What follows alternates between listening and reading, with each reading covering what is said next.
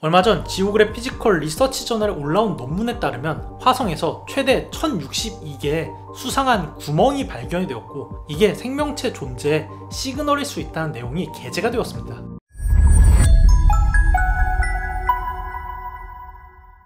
화성은 태양계에서 지구와 가장 유사한 행성 중에 하나지만 아쉽게도 아직까지 생명체의 흔적이 발견된 적은 없습니다.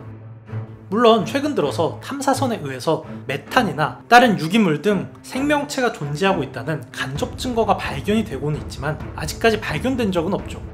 화성 표면에 생명체가 존재하기 힘든 가장 큰 원인을 꼽자면 크게 세 가지로 나뉘는데요. 바로 온도와 대기, 그리고 방사선입니다. 지구에 비해서 너무나도 낮은 온도는 물이 액체 상태로 존재하는 것을 방해하고, 낮은 대기압은 어쩌다가 적도에서 영상으로 온도가 올라간다고 해도 물이 6도에서 끓게 되기 때문에 액체 상태의 물이 존재하기 불가능하도록 만듭니다.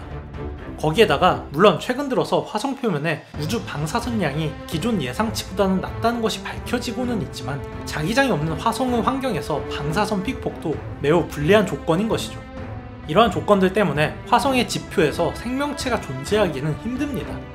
때문에 화성의 지하에 생명체가 살만한 공간이 있다면 어쩌면 생명체가 존재할지도 모른다고 생각을 해왔지만, 아직까지는 지구가 아닌 지하 공간에 생명체가 살 수가 있는 구덩이가 발견된 적은 없습니다. 지금까지는 말이죠.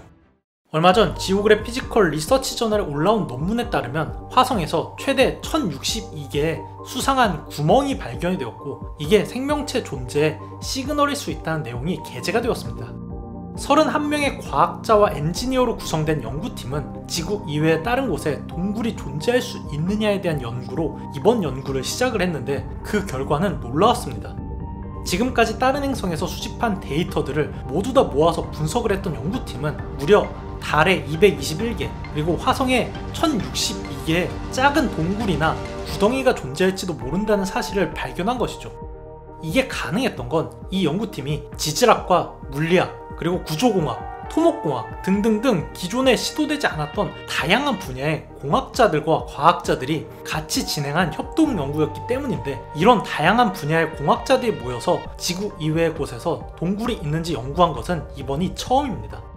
더 놀라운 것은 화성에 있는 1062개의 동굴 후보지들인데, 지금까지 지구 이외의 다른 곳에서 천연 동굴이 발견된 적이 없다는 것을 생각을 하면 매우 놀라운 연구입니다.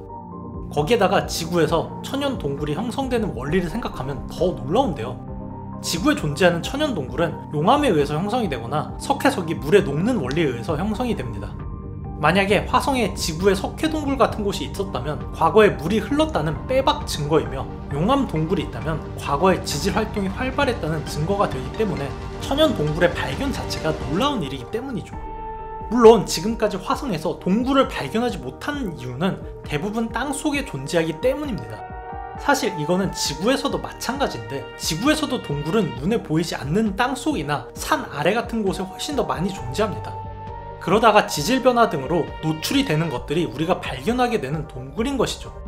만약에 화성의 지하에 거대한 천연 동굴이 존재한다면 이곳의 환경은 지표면과는 전혀 다를 수가 있습니다. 광합성을 받지 못하기 때문에 산소 같은 대기는 기대하기가 어려워도 지표보다 높은 압력으로 물이 존재하고 지열에 의한 적당한 기온과 지하에 있기 때문에 우주 방사선으로부터도 안전하기 때문이죠. 만약에 화성 지하에 생태계가 있다면 최근 화성 표면에서 발견되는 미스터리한 현상들도 해결이 가능합니다. 그리고 연구팀은 더 재미있는 내용도 주장을 했는데요. 바로 인간이 화성의 동굴을 먼저 테라포밍을 할 수도 있을 것이라는 것입니다. 생각해보면 지구에 등장한 초기의 인류나 많은 포유류들도 동굴을 거점으로 삼았습니다. 동굴의 폐쇄적인 환경이 생존에 유리하기 때문이죠. 만약에 화성의 지하 동굴을 발견하고 그곳으로 내려가는 입구에 에어락을 건설한다면 지하 동굴과 지상은 완전히 다른 환경을 가지도록 만들 수가 있습니다. 거대한 토목공사 없이도 지하 주거지가 만들어질 수가 있다는 주장이죠. 심지어 화성의 지하 동굴에는 매우 높은 확률로 충분한 얼음이 있을 수가 있고, 이는 식수로 이용이 되거나 전해조로 분해하면 산소를 얻을 수가 있고, 수소는 지구로 돌아올 때 연료로 사용할 수도 있습니다. 어쩌면 지구의 동굴에서 시작이 되었던 인류가 발전해서 다시 화성의 동굴에서부터 시작될 수도 있을지도 모르죠. 그러면 재밌게도 우리는 다시 화성에서 케이브맨이 되는 것입니다.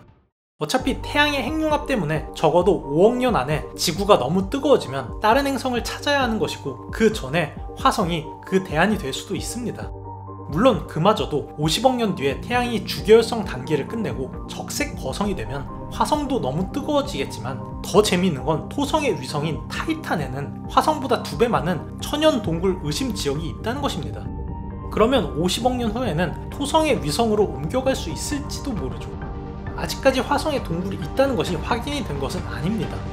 하지만 애초에 다른 행성에서 천연 동굴을 찾는다는 것 자체가 과거에는 데이터 부족으로 실행이 불가능했고, 최근까지도 다양한 분야의 전문가가 함께 연구해야 하기 때문에 어려웠던 것을 생각을 하면 확실히 흥미로운 연구입니다. 언젠가는 화성의 지하에서 천연 동굴이 발견되고 인간이 그곳을 탐사하게 되고, 그러다 지구에서 3차 대전이 나서 지구가 멸망하고 화성의 지하 동굴에 있던 인간들이 발전해서 오랜 시간 끝에 화성을 테라포밍해서 성공해서 케이브맨이 돼서 무슨 소리 하는 거야. 그러니까